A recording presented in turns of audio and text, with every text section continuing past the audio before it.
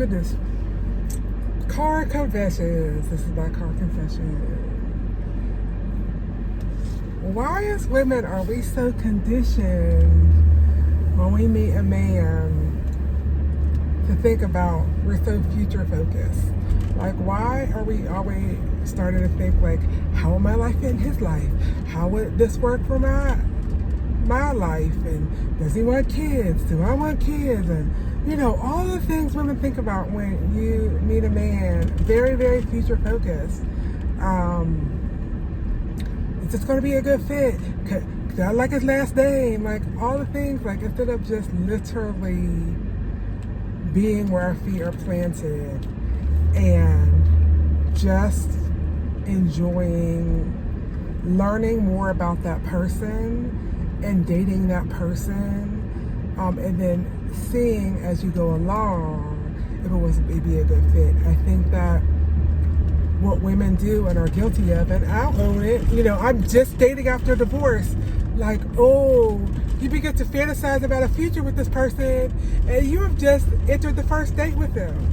Like, and so it then begins to get easy to overlook red flags because you're so busy fantasizing about what your life is going to be like with this person in the future. And so as I am dating after divorce, I am working on staying where my feet are planted, one day at a time when you meet somebody. Really digging deep into who they are and not falling in love with the fantasy of what the life would be like with them versus actually figuring out if that person is a good fit for me, or as you date as well, figure out if the person's a good fit for you, and not just living in this future focused world that makes for women to pick bad partner choices because you fall in love with the life that you think you're going to have with this person versus actually seeing the person for who they are and loving the person for who they are. Because quite honestly, no matter how you envision your life with that person and no matter how much they talk about what their goals are and what they like to do and how they like to travel and all the things, like, where you begin to get swept up in this idea,